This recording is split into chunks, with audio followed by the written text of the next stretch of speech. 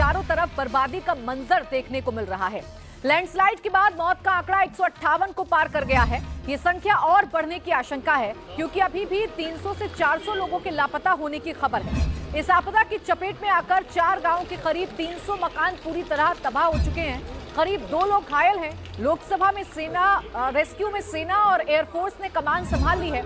NDRF की 4 टीमें भी युद्ध स्तर पर राहत और बचाव का काम कर रही हैं। सेना के 2 हेलीकॉप्टर की भी मदद ली जा रही है। सेना ने वायनाड में एक मेक शिफ्ट ब्रिज बना दिया है जिसकी मदद से फंसे लोगों को सुरक्षित जगहों पर पहुंचाया जा रहा है। थोड़ी देर पहले एजिमला नौसेना अकेडमी की 60 टीमें चुरलमाला पहुंच गई हैं जिसमें सीनियर अफसर, नाविक, फायर गार्ड मेंबर, डॉक्टर का पूरा दस्ता है। अभी सबसे बड़ी चुनौती ये है कि 300 से 400 लोग अभी लापता बताए जा रहे हैं जिन्हें मलबे से निकालने के लिए जद्दोजहद जारी है।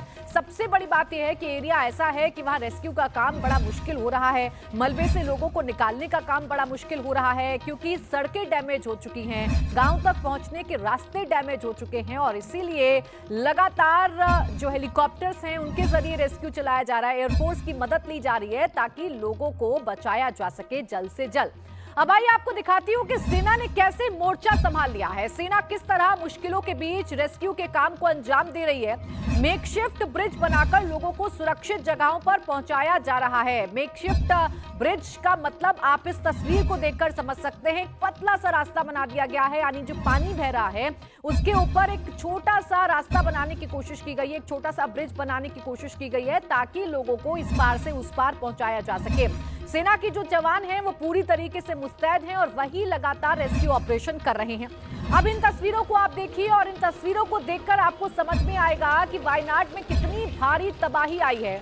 मकान मलबे में तब्दील हो चुके हैं और गाड़ियां सिर्फ कीचड़ में फंसी हुई नजर आ रही हैं। तो वायनाड में तबाही के ये निशान देखकर अंदाजा लगाया जा सकता है कि लैंडस्लाइड की वो रात कितनी भयावह रही होगी और अभी के हालात भी कुछ बहुत अच्छे हालात नहीं हैं। अभी भी राहत मिल रही है लोगों को, ऐसा कहा नहीं जा सकता है क्योंकि रेस्क्यू दल अभी लगातार रेस्क्यू करने में जुटे हुए हैं। 158 लोगों की जान इस पूरे मामले में अभी तक जा चुकी है।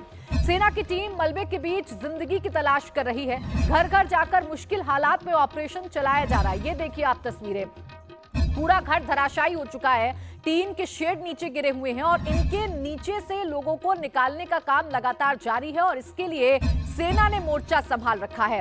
इस पूरे इलाके में शायद ही कोई ऐसा मकान है जो सुरक्षित नजर आ रहा हो। अधिकांश घरों का नामो निशान मिट चुका है। जो मकान बचे हैं उनकी हालत क्या है वो भी आप देख ही सकते हैं। आप देखिए जो ऑटो खड़े हुए हैं वो पूरी तरीके से मिट्टी में धंस चुके हैं। घर का सामान मिट्टी में मिल चुका है। पूरा का पूरा घर ही ताश की पत्तों की तरह ढह चुका है और जो मकान आपको दिख भी रहे हैं उन मकानों की हालत भी बद से बदतर हो चुकी है। अब एक तस्वीर आप देखिए, इसमें वायनाड की तबाही आपको नजर आ रही होगी। केरल का यह खूबसूरत इलाका कैसे लैंडस्लाइड के बाद पूरी तरीके से बर्बाद हो चुका है ये भी साफ साफ नजर आ रहा है। वायनाड वो इलाका है जहां बड़ी संख्या में खूबसूरती निहारने के लिए जो टूरिस्ट हैं वो पहुंचते हैं, लेकिन भारी बारिश के बाद एक 3 लैंडस्लाइड के बाद वायनाड का पूरा नक्शा बदल चुका है। वायनाड की पूरी तस्वीर बदल चुकी है। जहां पहले खूबसूरती दिखा करती थी वहां सिर्फ और सिर्फ अब मलबा और तबाही का मंजर देखने को मिल रहा है।